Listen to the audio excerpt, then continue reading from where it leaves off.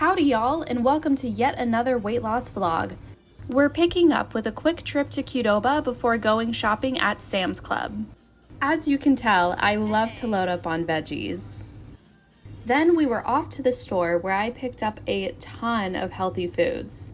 This included bananas, romaine lettuce, cucumbers, a cauliflower head, and bell peppers, amongst more. As I played some Sims this night, I noticed my cat Bunny was looking exceptionally adorable. I had been craving ramen for weeks. I thought I was all out and had done a great job resisting buying more, but then I did find this final last package, so I cooked it up with 2 eggs for an added protein boost. Bunny opened the bakery extra early and made some biscuits on my knees. That evening, I needed to pick up a few more ingredients and things from Walmart. Me earlier. When did I abandon you? Huh? When did I abandon you? Go to bed. Oh. I wake up, I come. Ice! There's no such thing as a good Walmart cart. There's always a wheel or wheels, plural, that don't work. You're gonna lose your sponsor for Walmart. Not sponsored, obviously. I'm critical.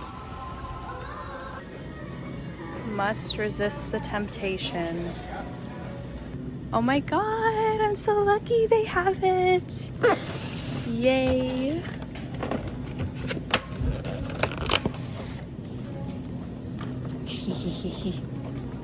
Go ahead. Stop. What is it? No. What is it about the Hawaiian Punch guy? What do you want to tell me? I'm dying to know. That it's a hat and it's not red hair. I honestly never noticed that. I don't think I bought enough Hawaiian Punch as a kid. You know that spicy queso is going to be too hot for you, right? After our super successful Walmart haul, we headed home and picked up some Taco Bell on the way. Also not sponsored. I tried their healthy Cantina Power Bowl, which I haven't had in years and years, but it was really good. Into the early morning, I meal prepped a cauliflower rice stir fry with chicken. The ingredients in this were cauliflower rice, stir fry veggies, chicken, and some scrambled eggs. I drizzled Korean barbecue sauce on top and added a light sprinkle of sesame seeds. That night at work, I went in for my second serving of the cauliflower rice stir fry. It was just okay without the extra Korean barbecue sauce and sesame seeds, but not nearly as appetizing in my most humble opinion, so I ended up only finishing half of it. Then, after I got home, I ate the other half. Thankfully, I was able to add some more soy sauce and green onions, which honestly made a big difference. This is my lovely little breakfast dinner, breakfast for dinner before I go into work. I've got some vegetables on the side there, some potato, onion, yes, Bunny, bell pepper, and then I've got some eggs on the other side. Yum. So I got here to work a little bit early, and driving on the way here, I do this thing in my head sometimes where I call it like a waking nightmare, because like I'm awake and I'm fully like conscious and aware of it, but the like fantasy or daydream that plays out in my head like feels like a nightmare, and it's not like a positive thing. And then I feel like I can't control it, like as if I were like truly asleep, and it's just like it's a really, really hard thought to shake. And so I had one of these when I was driving down the highway, and I was like, what if there was a dog that like came out and then it was like, you know, going across the highway? Like, would I be able to stop in time? Would I be able to pull over? I don't have a dog leash with me. Like, how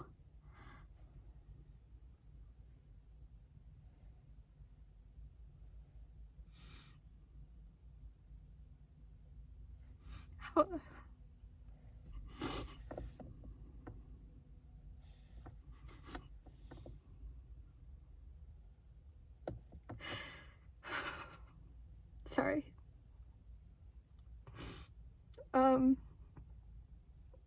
Sorry, I'm just trying to like bring it back in.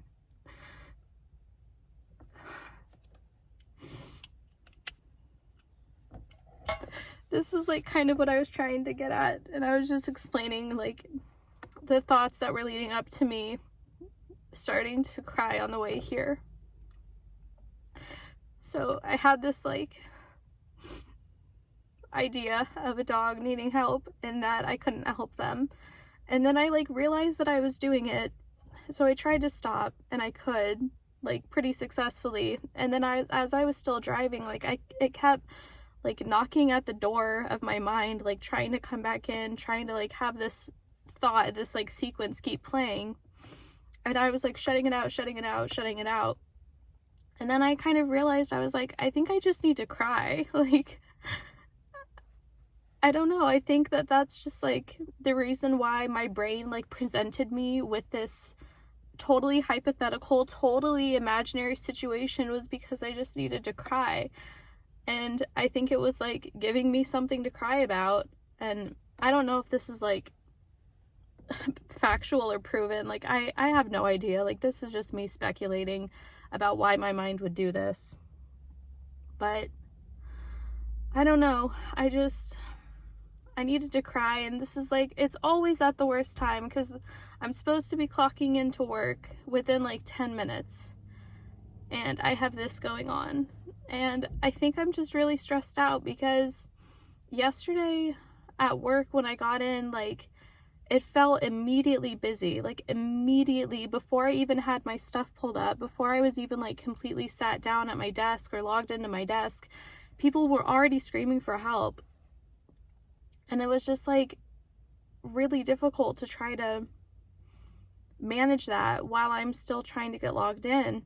And I'm trying to help them as much as I can, but like, especially in the very beginning when I am just now getting on shift and I'm trying to like be in charge of the calls that I have going, and I just got here, like, I feel like I'm less able to give help to others because I don't even know what's going on with my program.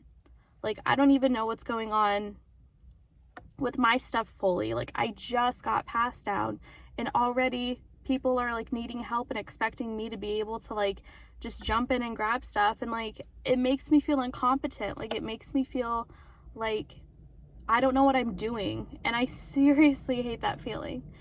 And then I had like weird calls yesterday for like specialty transports that I don't have a lot of experience. I don't have like any experience doing that on this new desk that I just learned. So it was like my first time doing it. And I also feel like the underlying issue here is that the supervisor signed me off, like basically said that, yes, Sara is good to work this program by herself. They signed me off without like talking to me about it. Like, I quit work and then I came back to work 4 months later, so I already knew a lot of like the foundational things about how to do this job, but I didn't know this specific program for these certain amount of states. So when I wanted to come back, this program that I know that I'm new at now is the one that they put me on because it was the only one with an opening. So they had someone else train me, and then like the guy who trained me and then my supervisor, like, I don't know when the fuck they decided that like I was signed off and I was like good to run this on my own. But I will just say, nobody ever asked me. Like, nobody ever talked to me about it. And when I get on the phone and I feel like I don't know what's happening, I feel insecure about like my knowledge about like what's even going on. Like, if I got certain calls, would I be able to handle it? I don't know. And that's not good for like emergency dispatch, for like an emergency situation. And I feel like yesterday just really like rocked my confidence so much. And I know that once it gets busier, like once we get into trauma season and it's the summertime and everyone's traveling and I have twice as many calls as I had yesterday and twice as many weird specialty things going on that I don't know how to handle, like, what am I supposed to do then? Like, I feel like all of this is like honestly just like recipe for me having a panic attack.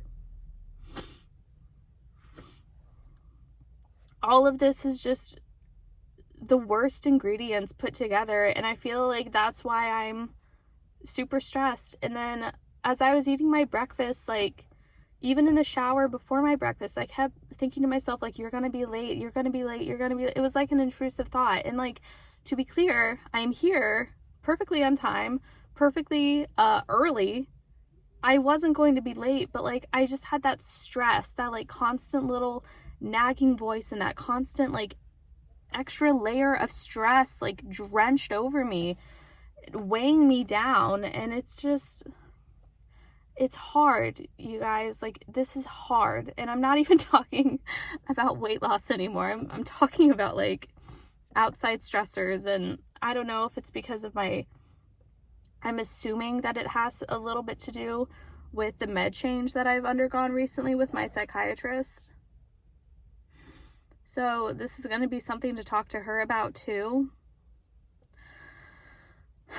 But I don't know. There's just, I don't have any way to like bring this back to weight loss, except to say that I said a couple vlogs ago that I wanted to stop like eating out of emotion and making my choices for food from an emotional place. And I'm happy that I let myself cry, that like I recognized that what my mind was doing, what my brain was doing for me, was trying to like give me an outlet. I think I don't know, but it felt like that was what it was. And although it still is very bad timing, because I was driving and crying, and then I get here and I'm trying to like get in my professional, business, dispatcher mindset. I'm trying to like get in my work mode.